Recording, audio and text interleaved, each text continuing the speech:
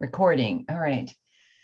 Okay, so we're going over the company analysis project FS 3A, which is making your team plan, your team contract. Okay, so Shara has a question, and the question is, hang on just a second. So let me give you the overview and then let's answer the question. So before you can do a contract, it's just these 2 pages. I'm going to make it FS3A, and then let's get rid of all that.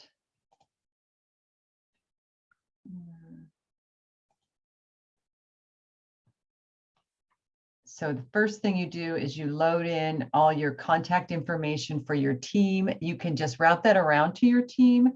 I know we've had one team have trouble getting a hold of all their team members. If you don't hear back from a team member right away, send them a Canvas email and copy me and just say, hey, we need to hear from you by tomorrow night, or we're going to turn this in without you. And then just put that in your, when you submit it. So you're going to be cut and paste this out, these 2 pages out from your document. And then, so this is the first page, cut and paste it into a new Word document.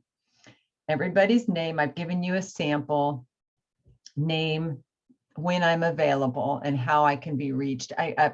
Last quarter, a lot of people use Discord, use whatever works, but this is a 3-week project. It's not lasting until June. So it's kind of cut out of the middle of the course. So you guys need to probably meet twice a week. Okay. So, and then right here, say, when are we meeting? How are we meeting? And I would say in this case, for an example, we meet Sunday at 7 and Thursday at 5. And you just need to figure that out right away. Don't go week to week on that.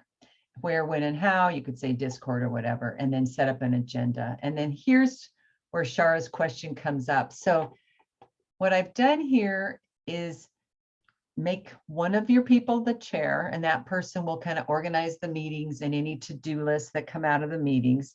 And then, as you remember, the project's due in 2 pieces. One's financial statement analysis, and that's due first. And looking at the calendar, you've got a couple days in between those.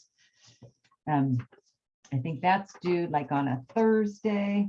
And then the second part, which is more PowerPoint and notes, is due on the following Sunday. Okay, so here are all the pieces to the financial statement analysis. But it's really important that you guys go ahead and read this before you sign up each other for the project, the section of the project. Okay, so FS4A has these parts, FS4B has these parts. Okay, so what, Shara, can you repeat your question? Sure. So my question was just about the 3 or more articles per company. I just wasn't exactly sure what you meant. Which part on the contract? 3 and 4 right here? 3 and 4, yeah. Okay. So when you get to this part of the project, you're not looking at the finances, you're looking at the business model. What do they do? Who's their target market? Who are their competitors? What are some of the risks they face? So part 1 of the project, which is part 4A, is all financials. And that's why you guys downloaded the SEC documents, income statements, and the 3 balance sheets. And you're going to be writing about the financial part. But this part, 4B, is really the other material from the other information about what the company does. Okay, so here we have governance score, and you'll read about what that means, and 3 articles, and then 3 more articles. So remember, each team has 2 companies. So each person researching a company is going to look up articles about the company. Maybe it'll deal with customer, maybe it'll deal with product. But what you're looking for here is the company has said, this is who we are. And that's up here, parts A, B, C, D, E. And down here, you're saying, what do the outside sources say about the company? And are these in alignment? Or is the company maybe saying that they're better than they really are? Okay, so let's go down and look at that. So this is part 4A. This is the financial part. You're going to do an income statement spreadsheet and a balance sheet spreadsheet for each company. Income statement and balance sheet data, and you're going to calculate some ratios for each company. And then you're going to write about the individual company. Then you're going to compare and contrast the company. It's not a huge paper, but it will take you some time. Okay. Then down here, the piece that Shira is asking about is the business model. So the first part of that is going back to that 10K. Now, you've already downloaded income statement and balance sheet, but now you're going to go back into the SEC website, and here's how you do it. You go to Documents, Full Document, and look at Table of Content, and then right under Business, Risk Factors, Management Discussion, and Analysis, you're going to find the answers to these 5 questions, okay? You don't have to do any research to find it. It's right there in the SEC 10K document, okay? But again, companies are biased, so they're going to present as positive a picture as possible, okay? You're going to look up the stock value for 5 years and report on it. The governance score, and you're going to have to read what that means. That's a pretty short piece of the project, and so that's why the report on external sources, some of that's added to the governance score and some of that's standalone. So go look at independent sources, go to the Bellevue Library, the Bellevue College Library. We have a librarian who specializes in business, and any articles, news report, they can discuss financial health, but don't focus on that as much. Products, but do focus on more products, customers, anything that's outside, and then summarize them. So you have to give a little brief summary of each article. And then here's the big question, is what the inside sources and the outside sources, are they in agreement? Are they consistent? And if not, why not? Okay. And then finally, do you think the company is economically stable and environmentally stable? Okay, because you're looking at both the environment and you're looking at how the company does environmentally and then how the company does economically. Okay, so you're just saying we looked at the 10K, this is what the company says. Now we're looking at the outside sources. So looking at both sides. Does that help, Shira? Yeah, so I just want to make sure. So when we get our information, like where will our information be coming from? Like, do you provide us with the articles? Yeah. No, you have to find them yourself. So what you would do is reach out to the Bellevue Library, Bellevue College Library. You can go in person. I think there's a way to do business research from distance, as long as you're a student at the college. You go to the LMC website and then look up business sources. And then there's actually different databases there, but if you go in person, they can walk you through it.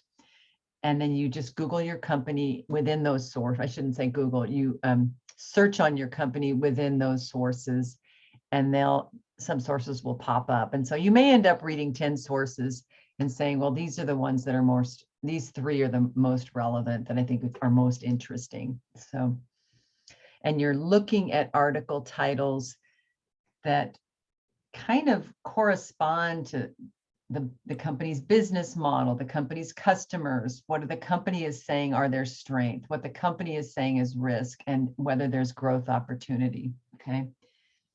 And then also kind of look at the whole sustainability piece, is there any information about how the company's doing in that area? So, okay, so down here, when you consider sustainability, be creative. So you really want to look at both environmental and just the numbers. So the company could say, we do a really good job. Everything we do is recycled.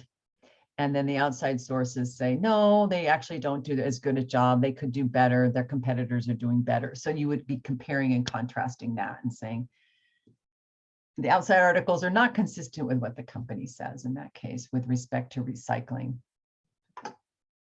And then the important thing for this part of the project, the business model analysis, is it's different. It's not exactly a paper.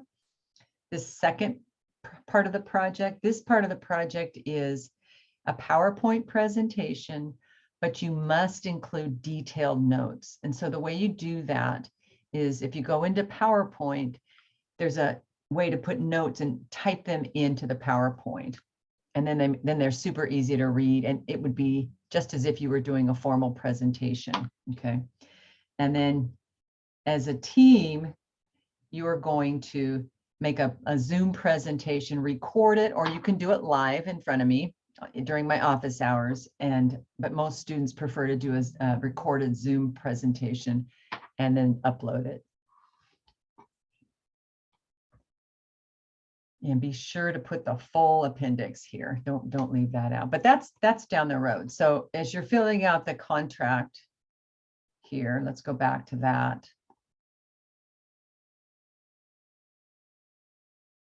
As you're filling out the contract, you're saying who's going to do the horizontal analysis, and you can go right down and say, what is the horizontal analysis? And it's like, it's this, okay?